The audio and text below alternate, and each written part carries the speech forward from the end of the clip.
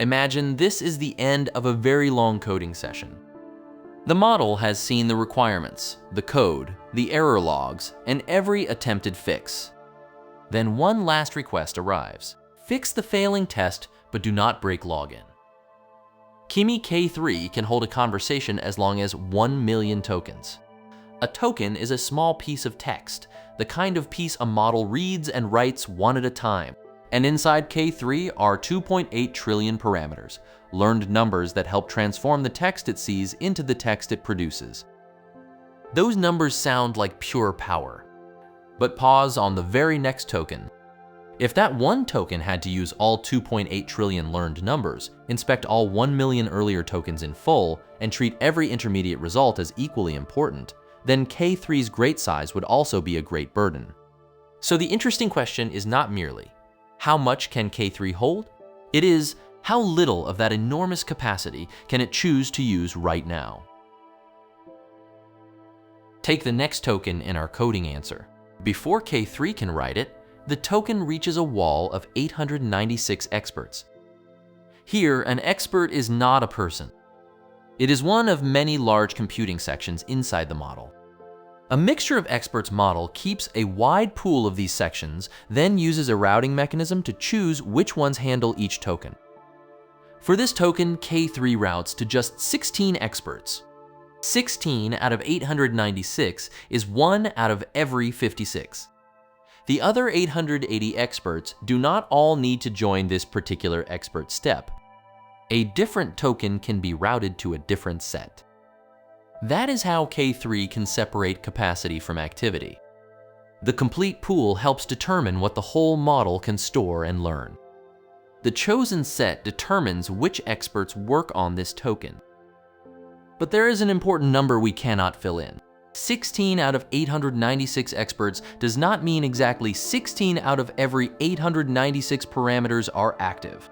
We do not know the experts' sizes, the shared parts of the model, or the dense computation around them.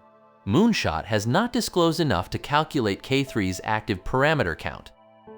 So 2.8 trillion total parameters tells us the size of the full toolbox. It does not tell us that every tool swings at every token. Our coding history contains two very different details. Do not break login may matter all the way to the answer. A timestamp from an old error log may not. Imagine writing every earlier token on its own sticky note. Full attention keeps all those notes, so the next token can look directly at any one of them. Those saved notes form what is called a key value cache. As the coding history grows, the pile grows too. Kimi Delta Attention, or KDA, takes a different route. It works more like one small whiteboard. When a new token arrives, KDA does not add a bigger board. It changes what is already written, erasing a little here and strengthening a mark there. That change is the delta. The whiteboard is divided into many narrow channels, and each channel has its own learned eraser. For our example, one channel may let a signal from the old timestamp fade quickly. Another may carry a signal related to do not break login much farther. The model learns these different fading speeds during training. Because the whiteboard stays the same size, it uses less memory than an ever-growing pile of notes. But a small whiteboard is not a perfect filing cabinet. When a long history is squeezed into it, exact details can blur together or disappear. So the earlier Kimi Linear design uses a hybrid.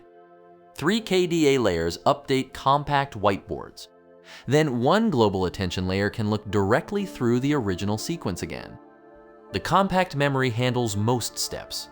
The occasional full lookback helps recover information that compression struggles to preserve. In that 48 billion parameter Kimi Linear system, not K3, the hybrid used up to 75% less key value cache storage than full attention. At a 1 million token context, it produced each decoded token in 1.84 milliseconds versus 11.48 milliseconds for its full attention comparison, 6.3 times faster in that test. Those are strong clues about why KDA is useful. They are not measurements of K3's hosted speed. What K3 inherits is the strategy. Remember selectively, and occasionally look back in full. Before we zoom in, K3 has already chosen a few experts and kept useful parts of our conversation. Now an early layer notices one crucial instruction in our request: do not break login. It creates a small red note, protect login, that a later layer may need. Think of each layer as one helper, performing one processing step as the answer travels through the deep model. In an ordinary residual stream, every helper receives one running page, adds its output, and passes the new sum onward. Unroll that process, and every earlier contribution is poured into the same mixture with the same fixed coefficient, 1. That addition helps information and learning signals travel through a deep network. But a later layer receives the mixture, not the earlier pages separately. As more outputs pile onto the page, the useful warning becomes one small note in a large crowd. Attention Residuals changes the choice. Here, attention means assigning weights to the earlier pages that could be useful sources. Instead of accepting only the uniform running page, a layer can look back and retrieve selected pages from earlier in the model's depth. The login page can receive a strong weight when it becomes useful again. Keeping every page would be expensive, so block Attention Residuals groups nearby layers into folders. Ordinary addition happens inside each folder. Selection happens across the completed folder representations. Smaller experiments found that roughly 8 folders, 8 blocks, retained most of the measured benefit of attending to every layer. In fitted scaling tests on much smaller Kimi Linear models, block Attention Residuals reached the baseline's loss with about 1.25 times less compute. These tests show that the idea can work in smaller models, but they do not tell us how much it helps K3. The report does not reveal K3's exact layer count or block layout. So K3's depth does not have to behave like one ever-growing chorus. A later layer has a way to turn up the earlier representations it needs. Now follow our unfinished token through the whole picture. Across the model's width, it does not wake all 896 experts. The router chooses 16. Across the long sequence, KDA does not keep an ever-growing cache in most layers. It updates selected information inside a compact memory with periodic global attention for direct access. Across the model's depth, Attention Residuals does not leave every earlier contribution trapped inside one fixed sum. A layer can give different weights to earlier block representations. These are 3 different mechanisms, but visually they perform the same move from everything available to what matters for this step. That is the deeper story behind K3's scale.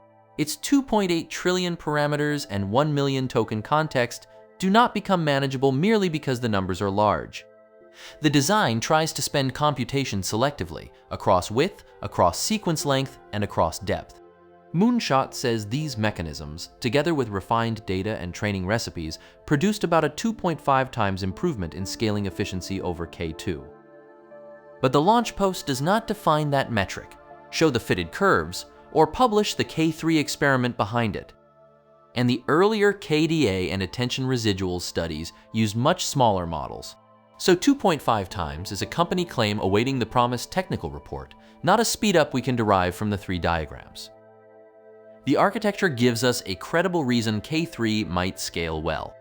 To learn whether a useful model comes out the other end, we have to leave the architecture diagram and watch it work. The token from our coding answer is only useful if it helps finish the job. Inspect the files, make the change, run the test, notice a visual mistake, and revise. Work like that is often called agentic.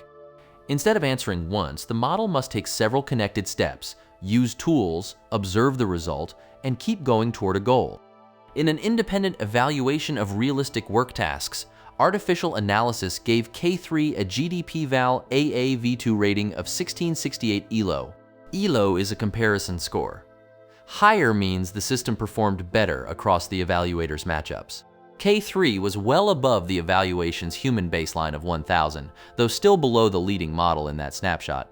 On Automation Bench-AA, which tests tool using software workflows, K3 finished first with 53%. A separate signal came from Arena's WebDev React leaderboard. People compare front-end web results and vote for the one they prefer. In the July 16 snapshot, K3 ranked first with a score of 1692 plus or minus 22. That result was preliminary. It came from 1,223 K3 votes, fewer than the next three systems, and the ranking can move as more votes arrive. Put the evidence together, and a careful claim emerges. Early independent tests support K3 as a strong model for multi-step agent work, automation, and React front ends. They do not prove that it leads every kind of coding, reasoning, or software engineering. It can be very capable at finishing a job, but finishing more jobs still does not tell us what happens when the model does not know the answer. Consider two possible improvements to an answer. The model could know more correct facts, or it could become better at recognizing when it does not know. Those are not the same skill. Across Artificial Analysis's 9-part intelligence index, K3 scored 57. That placed it third in the July 17th article and fourth on the live tracker one day later, even though the score stayed 57. It is near the frontier, but a rank is a moving snapshot, not a permanent crown. Now look inside one part of that index, AA Omniscience, which tests both knowledge and unreliable answering. Compared with K2.6, K3's accuracy rose from 33% to 46%. That is a real gain of 13 percentage points. Yet the benchmark's hallucination rate also rose from 39% to 51%. A hallucination is an answer presented as factual when it is not correct. These are separate measures, not pieces that must add to 100.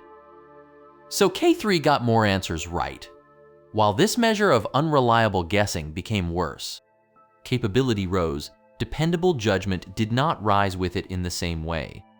Moonshot reports a related behavior. Training K3 for long, difficult tasks can make it too proactive when a request is ambiguous.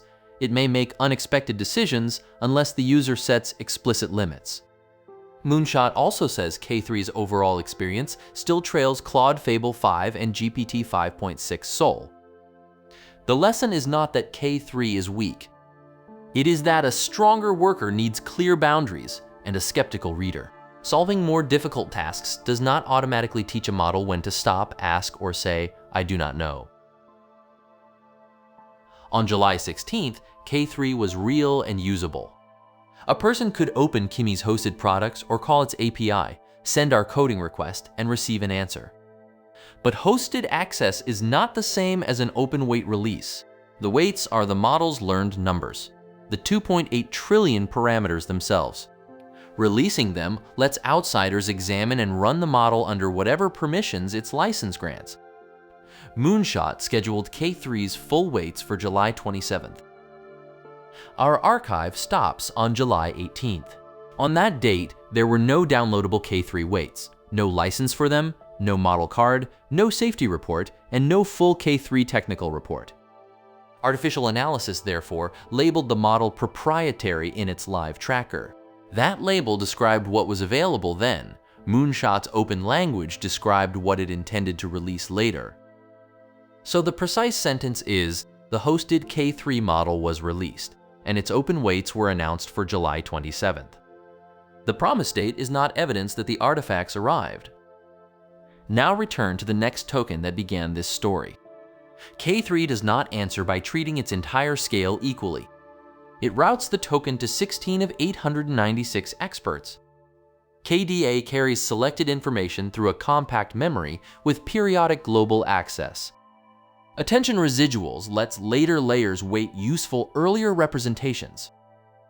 Early independent results already support a near-frontier system with particular strength on agentic work, automation, and React front ends. They also reveal a serious reliability caveat. The claimed 2.5 times scaling gain still needs its technical experiment, and the open release still needs its actual files and license. The headline was 2.8 trillion parameters. The more revealing question was what one token needs from them. K3's architectural answer is selection. Our answer to the launch should use the same discipline. Select the evidence that exists now and leave future claims in the future tense.